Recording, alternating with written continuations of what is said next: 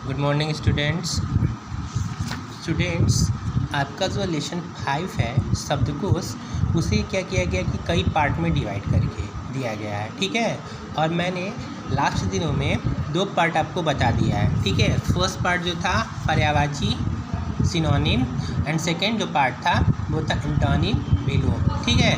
तो अब नंबर है थर्ड पार्ट, यानी सम श्रुति भिन्नार्थक शब्द, जिन्हें हम क्या कहते हैं, pairs of similar word. Student, Hindi में कुछ ऐसे शब्द होते हैं जो उच्चारण की दृष्टि से तो क्या होते हैं, समान होते हैं, परंतु उनके अर्थों में क्या होती है, काफ़ी भिन्नता पाई जाती है। कहने का मतलब ये है कि जब उनका हम क्या करते हैं, उच्चारण करते हैं, उन्हें सुनने से ऐसा लगता है कि ये शब्द एक है, ठीक है, और इनका अर्थ क्या होगा, एक ही होगा।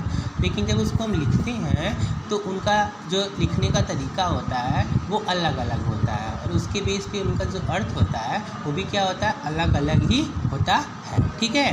तो ऐसे शब्दों को हम क्या कहते हैं, श्रुति शब्द भिन्नार्थक शब्द कहते हैं। श्रुति शब्द भिन्नार्थक शब्द ऐसे हैं कि अगर हम इन्हें अच्छे से न सुने तो क्या होता है, प्रायः शब्द लिखने में बहुत बड़ी क्या होती है, गड़बड़ी हो जाती है, ठीक है। जैसे हम बोले अंश, तो अंश का मतलब केवल भाग ही नहीं होता है, अंश का मतलब कंधा भी होता है, ठीक है। डिपेंड ये करता है कि हम प्रोनाउंसिएशन, उसका उच्चारण कैसे करते हैं, अंश करके करते हैं या फिर अंश करते हैं, ठीक है। तो इस तरह से हम देख सकते हैं कि जो श्रुति शब्द भिन्नार्थक शब्द होते हैं वो कभी भी क्या करते हैं, भ्रम उत्पन्न कर देते हैं। कहने का मतलब कि हमें लिखना कुछ और होता है, लिख हम कुछ और देते हैं, जो बोल रहा है वो कुछ और बोलता है और हम लिख कुछ अलग देते हैं, ठीक है। तो ऐसे शब्दों को क्या कहते हैं, श्रुति शब्द भिन्नार्थक शब्द कहते हैं। हिंदी में ऐसे बहुत सारे शब्द हैं, हिंदी में ऐसे बहुत सारे शब्द हैं जिनको सुनने से में क्या होता है, भ्रम उत्पन्न हो जाता है, ठीक है। कहने का मतलब ये कि उनका उच्चारण करने का तरीका अलग और लिखने का तरीका अलग हो जाता है। तो आज हम इन्हीं शब्दों के बारे में क्या करेंगे, अध्ययन करेंगे। सबसे पहले हम ये जान लेते हैं कि श्रुति शब्द भिन्नार्थक शब्द होते क्या हैं।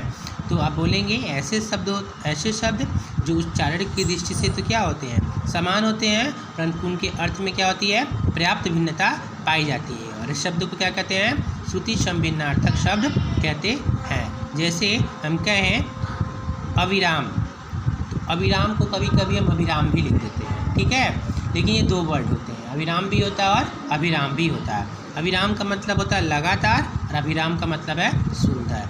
मात्र, तो मात्र का मतलब माता भी होता है और मात्र मतलब केवल ही होता है, ठीक है। तो इस तरह से हम ऐसे बहुत सारे शब्द हैं जिनका अध्ययन करेंगे। और एक्सरसाइज की बात करें तो देखिए, जैसे दिया है वर का अन्य अर्थ क्या है। देखिए वर का अर्थ दूल्हा भी होता है, वरदान भी होता है, ठीक है। तो ऑप्शन हम दोनों पे ही टिक लगाएंगे, ठीक है।